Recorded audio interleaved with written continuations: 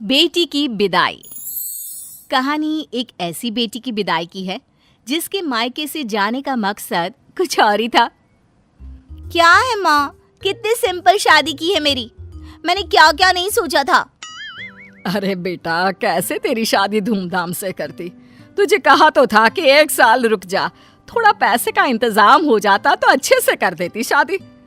अभी अभी तो तेरे पिता का देहांत हुआ है। दुनिया तो बातें बना रही है कि पिता की मौत को 6 महीने नहीं हुए और बेटी को लव मैरिज करने की पड़ी है।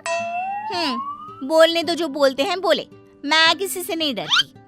अरे पर बेटा, बात तो सही है ना, कुछ दिन तो रुक जाती। वाह, क्यों रुक जाती? और मयंक को कोई और लड़की पसंद आ जाती तो क्या करते माँ, बोल। अरे पर बेटा, ऐसे डर कर क्यों रहना।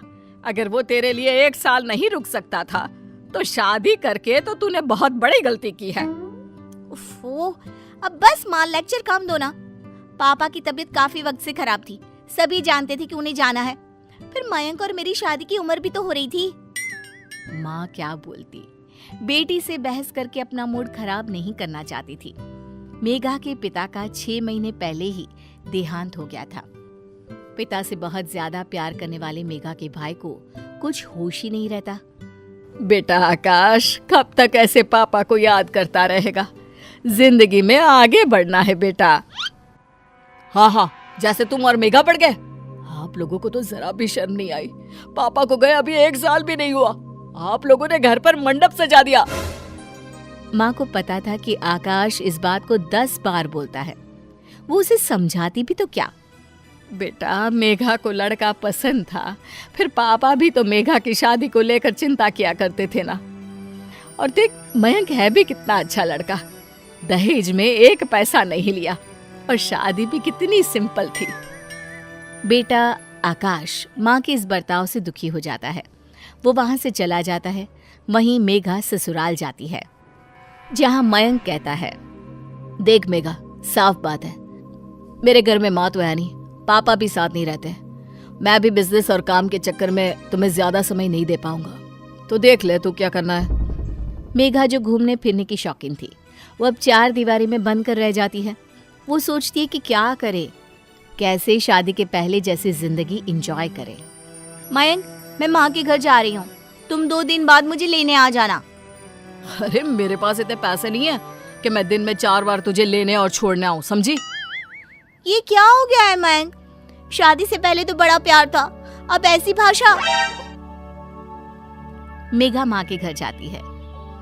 जिस मेघा को पिता के घर पर खूब अच्छा खाने पहनने मन चाहा घूमने मिलता था, वो मेघा पति के राज में बंद कर रह जाती है। मेघा के मायके में उससे मिलने उसकी मामा की बेटी आती है। हाय मेघा, ये क्या पहना है? कोई डिजाइनर साड़ी नहीं ली? हाँ, वो क्या है ना, घर पर ही हूँ तो ये सिंपल सी। ये वही मेघा है जो सोने के लिए भी महंगे महंगे पजामे पहना करती थी। क्या हो गया मेघा, पति के पास पैसे की कमी है क्या? अब क्या था, मेघा को खुद पर गुस्सा आने लगता है। तभी मामी बोल पड़ती है, मेघा, वैसे बड़े शहर की लड़की थी तू, क्या जरूरत आन पड़ी ऐसे छोटे से शहर में शादी कर ली। वहाँ ना अच्छा पहनावा है ना अच्छा खान पान। हाँ, वो क्या है ना, मयंक का बिजनेस वही है तो इसलिए। हाँ वो तो ठीक है, लेकिन कहीं घूम तो आया कर। अब मेघा क्या कहती कि मयंक के पास पैसे नहीं है, कहाँ तो इतना घूमने फिरने की शौकीन मेघा। अब क्या करे सबके जाने के बाद। माँ, मुझसे बहुत बड़ी गलती हो गई मयंक से शादी करके। मैंने तो पापा का जाना भी नहीं देखा।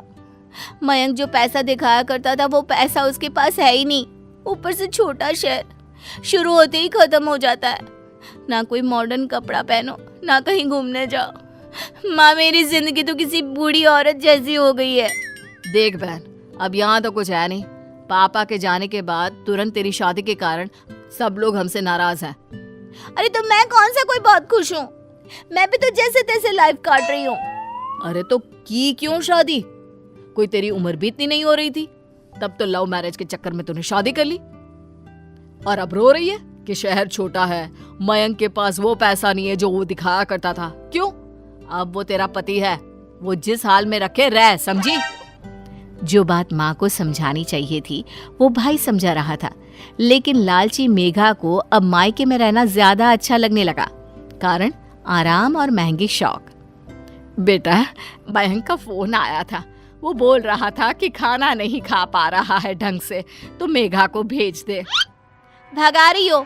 साफ साफ बोल दो कि ससुराल चली जाओ। क्यों नहीं रखा जा रहा है क्या बेटी को? अरे कैसी बात कर रही है मेघा, तू तो मेरी औलाद है, क्यों नहीं रखूंगी तुझे भला?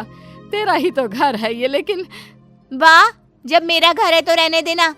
वैसे भी कौन सी पापा की नाक रही है कि बेटी शादी के बाद मायके में आ पड़े तो कट जाएगी। तभी भाई आता है। देख मेघा, बहुत हो गया तेरा। जिंदगी कोई खेल नहीं है जो तू जैसी मर्जी वैसे करे। किसी के घर की बहू बनकर गई है तो वहाँ की भी निभानी है ना। बकवास मत करो। घर पापा का है और मेरा भी हक है। मैं कल ही वकील बुलाकर बात करती हूँ। माँ के तो पैरों तले जमीन ही हिल जाती है कि ये क्या बोल रही है। वो बेहोश होने ही वाली होती है कि बेटा उन्हें थाम लेता है। माँ क्या हो गया? प्लीज परेशान ना हो माँ। अरे बेटा, समझ में नहीं आ रहा इस लड़की की परवरिश में मैंने कौन सी कमी छोड़ी। ये जैसा कहती गई मैं करती रही। तो मैंने कौन सी गैर कानूनी बात कर दी है? जो है वही तो कहा। क्यों? अरे बेटा, ये तेरे पापा की आखिरी निशानी है। इस घर को उन्होंने बहुत ही जतन से बनवाया था। मैं इस घर के टुकड़े नहीं होने देना चाहती हूँ। नहीं होगा माँ। ठीक है, तू वकील को लेकर आना चाहती है ना? ठीक है, लेकर आ। लेकिन एक बात ध्यान रखना, पापा पर लाखों का कर्जा था जो मैं चुका रहा हूँ। उसका आधा कर्जा तू चुकाएगी। तभी वहां मयंक आ जाता है। मेघा, मैं दूसरी शादी कर रहा हूँ। आए दिन तुम मायके में पड़ी रहती हो। मेरे घर को तुम्हारी जरूरत है, लेकिन नहीं, तुम्हें तो अपने घर और परिवार से ज्यादा जरूरी बड़ा शहर पसंद है। वैसे तुमको ना ये बात शादी से पहले सोचनी चाहिए थी, लेकिन कोई ना।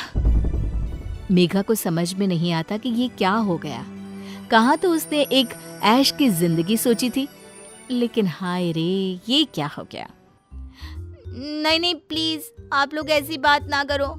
मैं कहाँ से पापा का कर्जा भरूंगी। मयंक, तुम दूसरी शादी क्यों कर रहे हो? मैं घर चलती हूँ, मुझे माफ कर दो। माँ, मेरी विदाई कर दो।